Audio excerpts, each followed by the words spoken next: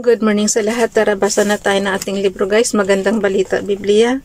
Today is 18 October 2024. Nandito na tayo sa aklat ng Marcos, chapter 9. Pakisabayan ako ng basa nang pare-pareho tayo dito matuto sa salita ng Diyos at sa history na rin ni Jesus. Marcos chapter 9 verse 1. Sinabi pa ni Jesus sa kanila, tandaan ninyo, mailan sa inyo rito na hindi mamamatay hanggat hindi nila nakikitang makapangyarihang nagahari ang Diyos. Wala, sa generation natin ngayon, mayroon kaya nito? Yung panahon pa ni Jesus guys, buhay siya hanggang sa generation kaya natin, buhay pa kaya to? Ulitin ko lang ha. Marcos chapter 9 verse 1, sinabi pa ni Jesus sa kanila, tandaan ninyo, may ilan sa inyo rito na hindi mamamatay hanggat hindi nila nakikitang makapangyarihang naghahari ang Diyos. Ang pagbabagong anya ni Jesus. Marcos chapter 9 verse 2, pagkaraan ng 6 na araw, umakyat si Jesus sa isang mataas na bundok. Wala siyang isinama roon maliban kina Pedro, Santiago at Juan. Habang sila'y naroroon, nakita ng tatlo na nagbago ang anyo ni Jesus. Verse 3, nagniningning sa kaputian ang kanyang kasuotan. Walang sino man sa lupa ang makakapagpaputi. Walang sino man sa lupa ang makapagpapaputi ng gayon. Di ba ganyan din si Moises? Parang si Moises lang. Nung umakyat rin sa bundok si Moises nung araw. Okay, Marcos chapter 9 verse 4, at nakita rin nila roon si Elias at si Moises na nakipag-usap kay Jesus. Verse 5, sinabi ni Pedro kay Jesus, Guro, mabuti po na nandito kami, gagawa po kami ng 3 kubol, isa para sa inyo, isa para kay Moises at isa para kay Elias.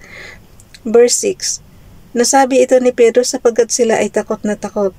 Verse 7, nilililiman sila ng makapal na ulap at mula rito ay may isang tinig na nagsabi, ito ang pinakamamahal kong anak, pakinggan ninyo siya. Verse 8, nang tumingin sa paligid ang mga alagad, wala na silang ibang nakita maliban kay Jesus. Verse 9, nang sila'y bumababa na mula sa bundok, mahigpit silang pinagbilinan ni Jesus na huwag sasabihin kanino man ang kanilang nakita hanggat hindi pamuling nabubuhay ang anak ng tao.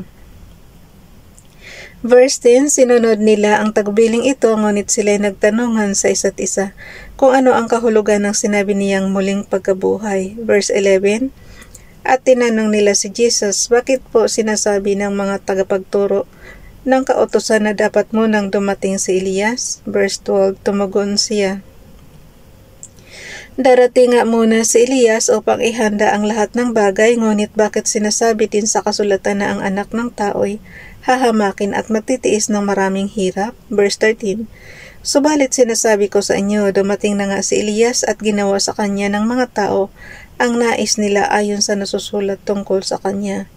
Pinagaling ang batang sinasapian ng masamang espiritu.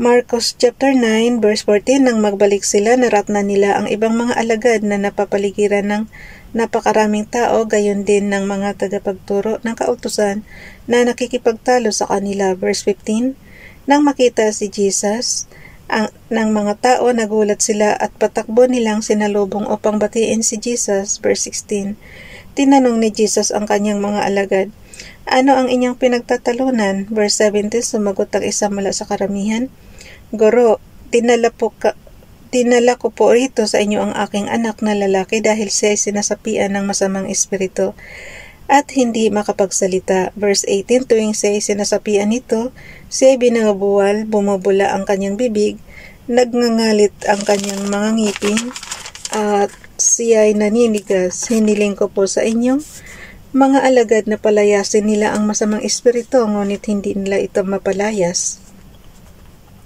Marcos chapter 9 verse 19, sinabi ni Jesus sa kanila, lahing walang pananampalataya, hanggang kailan pa ba ako mananatiling kasama ninyo? Hanggang kailan ko kayo pagtitiisan? Dalhin ninyo rito ang bata. Verse 20, dinala nga nila ang bata sa kanya nang si Jesus ay makita ng espiritu. Biglang pinapanghisay nito ang bata. Ang bata'y natumba sa lupa, gumagulong-gulong na bumubula ang bibig. Verse 21, kailan pa siya nagkaganyan? Tanong ni Jesus sa ama. Simula pa po nung bata siya, tugon niya. Verse 22, gusto po siyang patayin ng masamang espiritu. Madalas inihahagis po siya nito sa apoy at itinatapon siya sa tubig. Subalit kung may magagawa kayo, kami po ay kaawaan at tulungan ninyo. Verse 23, kung may magagawa ako, tanong ni Jesus, mangyayari ang lahat sa sinumang may pananampalataya. Verse 24, agad namang sumagot ang ama ng bata, naniniwala po ako, tulungan po ninyo akong madagdagan pa ang aking pananampalataya. Verse 25, nang makita ni Jesus na dumadami ang mga tao, sinabi niya sa masamang espiritu, inuutosan kita, espiritu ng pagkapipi at pagkabingi, lumabas ka sa bata at huwag ka nang babalik sa kanya. Verse 26, nagsisigaw ang masamang espiritu, pinangisay ang bata, at saka lumabas. Nagmistulang bangkay ang bata, kaya't sinabi ng marami, patay na siya. Verse 27, ngunit ang bata hinawakan ni Jesus sa kamay. Ibinangon at ito'y tumayo. Verse 28, nang pumasok si Jesus sa bahay, palihim siyang tinanong ng kanyang mga alagad, bakit po hindi namin napalayas ang masamang espiritong iyon? Verse 29, sumagot si Jesus, mapapalayas lamang ang ganitong uri ng espiritu sa pamamagitan ng panalangin. Kaya guys, pananampalataya at panalangin lang talaga.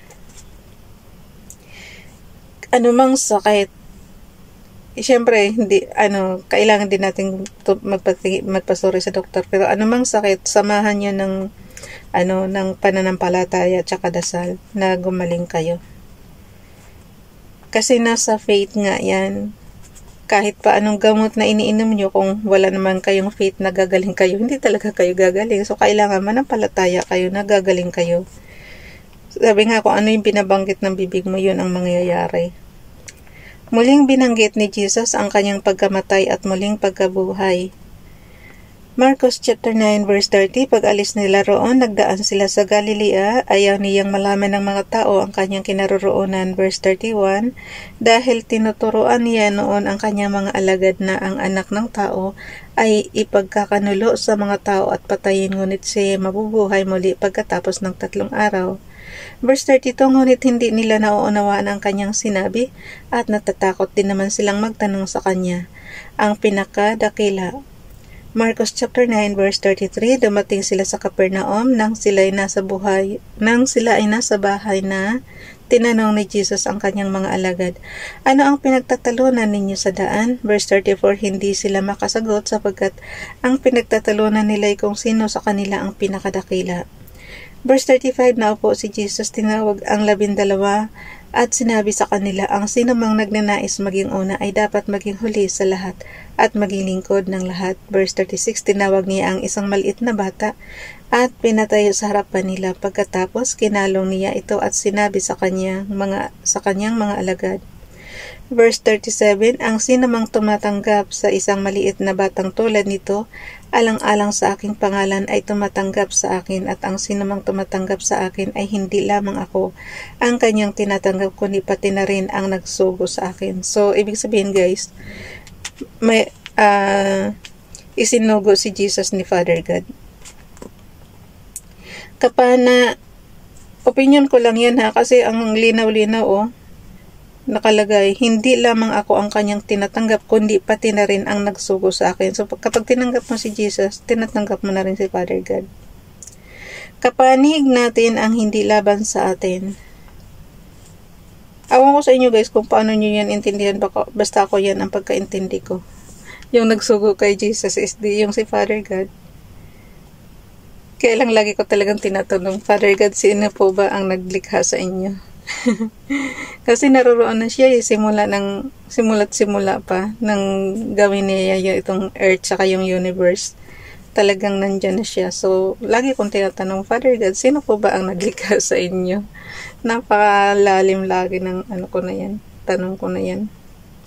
Kapanig natin ang hindi laban sa atin. Marcos chapter 9 verse 38, sinabi sa kanya ni Juan, Guro, Nakakita po kami ng isang taong nagpapalayas ng mga demonyo. Sa pamamagitan ng inyong pangalan, pinagbawalan namin siya dahil hindi natin siya kasamahan. Verse 39, ngunit sinabi ni Jesus, huwag ninyo siyang pagbawalan sapagkat ang taong gumagawa ng himala sa pamamagitan ng pangalan ko ay hindi agad magsasalita ng masama laban sa akin. Verse 40, sapagkat ang sinamang hindi laban sa atin ay panig sa atin. Verse 41, tandaan ninyo, ang sinamang magbigay sa inyo ng isang basong tubig dahil sa kayo'y tagasunod ko ay tiyak na tatanggap ng gantimpala. Sanhiin ang pagkakasala. Marcos chapter 9 verse 42, mabuti pa sa isang tao ang siya'y bitinan sa liig ng isang malaking gilingang bato. Ano to? Ulitin ko lang guys ha. Marcos chapter 9 verse 42, mabuti pa sa isang tao ang siya bitinan sa liig ng isang malaking gilingang bato at itapon sa dagat kaysa maging sanhi ng pagkakasala ng isa sa maliit na ito na nananalig sa akin. Verse 43 to 44, kung ang kamay mo ang nagiging sanhi ng iyong pagkakasala, putulin mo ito, mas mabuti pa ang magkaroon ng buhay na putol ang isang kamay kaysa may dalawang kamay na mapunta ka sa impyerno sa apoy na hindi namamatay. Verse 45 to 46, kung ang paa mo ay nagiging sanhi ng iyong pagkakasala, putulin mo ito. Mabuti pa ang magkaroon ng buhay na putol na ang isang paa kaysa may dalawang paa na mapunta ka sa impyerno.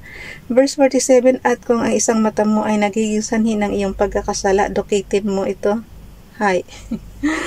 Dukitin mo ito.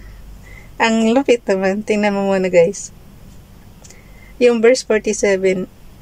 Marcos chapter 9 verse 47. At kung ang isang mata mo ay nagiging sanhi ng iyong pagkakasala, dukitin mo ito.